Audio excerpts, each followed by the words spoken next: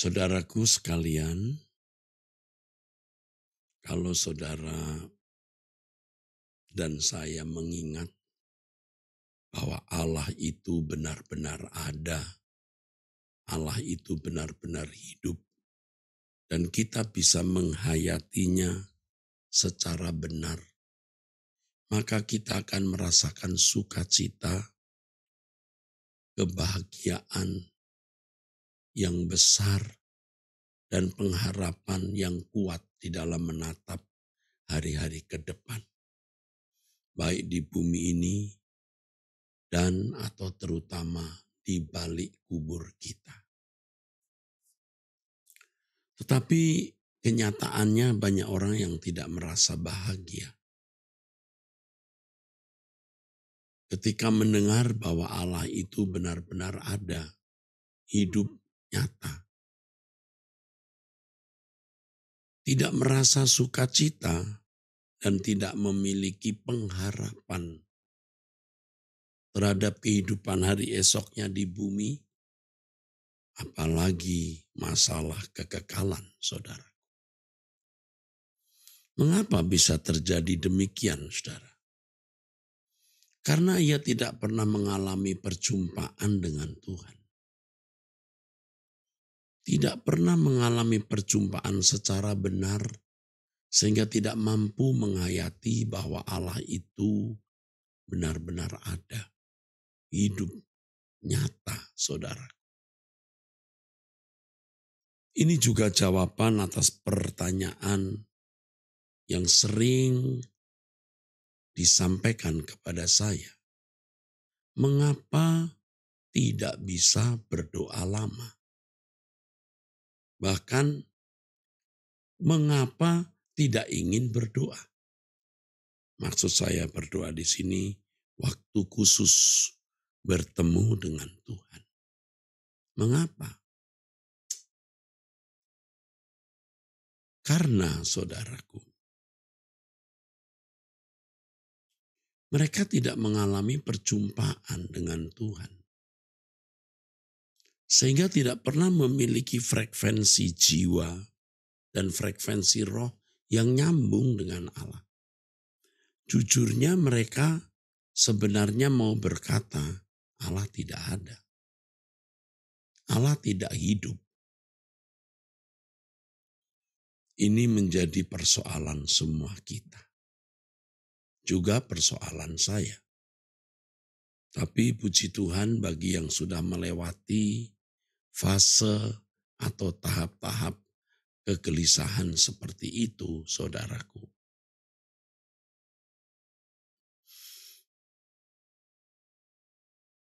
Nah, bagaimana kita mengatasi keadaan ini, saudaraku?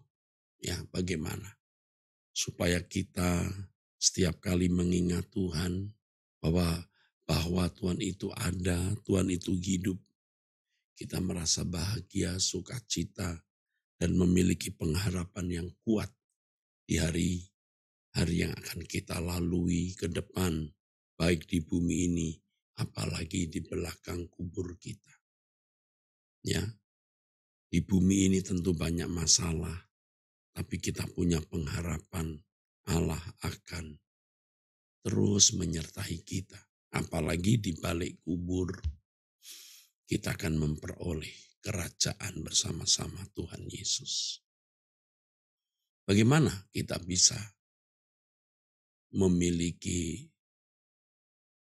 sukacita, kebahagiaan jika mengingat Tuhan dan memiliki pengharapan yang kuat tersebut? Kalau kita berusaha mencari wajah Tuhan. Ya, Alkitab berulang-ulang mengatakan carilah wajahku. Carilah aku, carilah wajahku, saudara. Ya. Kita harus mencari wajah Tuhan, saudara. Sampai kita benar-benar mengalami perjumpaan dengan Tuhan. Ada frekuensi yang nyambung, ya. Ada frekuensi yang nyambung dengan Tuhan. Dan itu saudaraku luar biasa. Ya, luar biasa.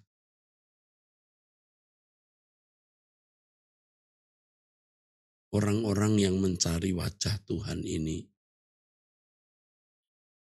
orang-orang yang sukacita dan bahagia bila mengingat bahwa Tuhan itu ada. Sukacita saudaraku. Kalau mengingat bahwa Tuhan itu ada, itu akan ada sukacita yang luar biasa. Benar-benar saudaraku, ada perasaan bahagia, perasaan sukacita.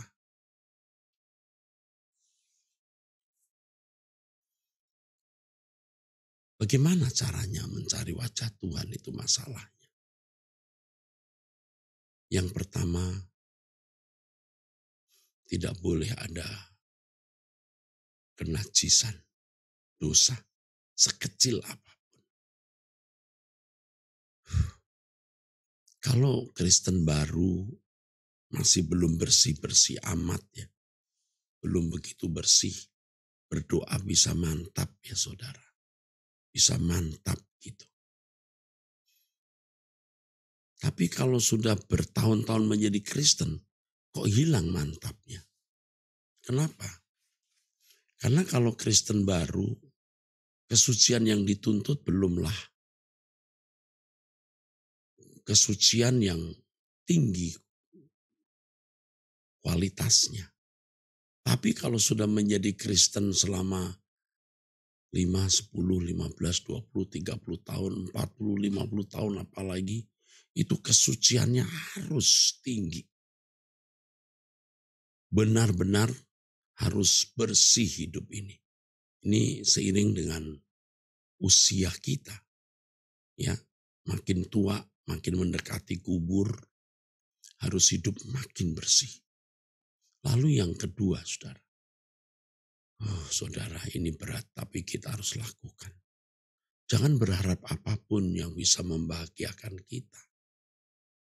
Kita harus memiliki prinsip bahwa yang kita butuhkan itu hanya Tuhan.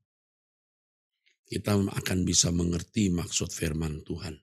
Asal ada makanan dan pakaian cukup. Ya. Kalau saya bicara mungkin saudara akan bosan ya. Tapi ini harus saya sampaikan. Jangan mengingini apapun selain Tuhan dan kerajaannya. Baru saudara bisa menemukan wajah Tuhan saudara. Firman Tuhan mengatakan di Mazmur 27 ayat 8. Hatiku mengikuti firman-Mu, carilah wajahku, maka wajah-Mu ku cari ya Tuhan.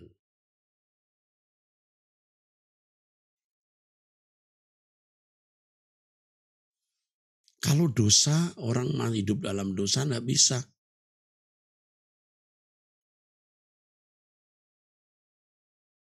Firman Tuhan mengatakan, tetapi aku akan menyembunyikan wajahku sama sekali pada waktu itu. Karena segala kejahatan yang telah dilakukan mereka, yakni mereka telah berpaling kepada Allah lain. Ulangan 31 ayat 18.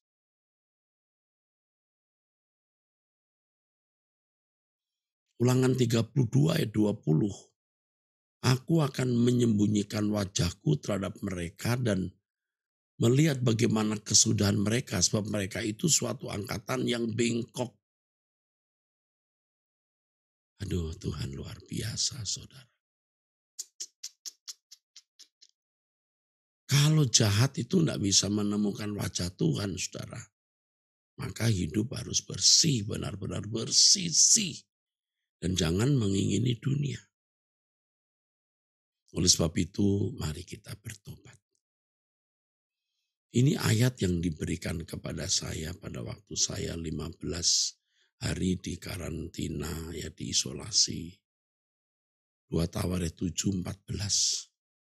Dan umatku yang atasnya namaku disebut merendahkan diri, berdoa dan mencari wajahku, lalu berbalik dari jalan-jalannya yang jahat, maka aku akan mendengar dari surga dan mengampuni dosa mereka serta memulihkan negeri mereka. Saudara, saya mempraktekkan benar ayat ini, 2 Tawarekh 7 ayat 14 ini. Dan memang ini menakjubkan sekali. Kenapa menakjubkan? Karena ada orang dekat saya mengirimkan ayat ini yang pas dengan apa yang sedang saya gumuli. Itu hebat, saudara. Cocok ayatnya, pas. Saya kagum, saudara. Saya takjub. Jadi jangan ada dosa lagi. Yesaya 57 ayat 17, aku murka karena kesalahan kelobaannya, aku menghajar dia, menyembunyikan wajahku dan murka. Nah, kenapa kita doa kok rasa tidak nyampe-nyampe? Hidup kita tidak bersih. Coba berjuang untuk hidup bersih. Jangan anggap remeh Tuhan. Pokoknya kita berdoa aja ketemu. Enggak. Firman Tuhan mengatakan, hanya orang suci yang melihat Allah. Melihat artinya menyentuh dia. Kuduslah kamu sebab aku kudus, kata Tuhan. Saudara, kalau tiap hari berjuang untuk hidup bersih, nanti baru muncul kerinduan untuk berdoa, kehausan berdoa, lalu bisa ada perjumpaan-perjumpaan dengan Tuhan.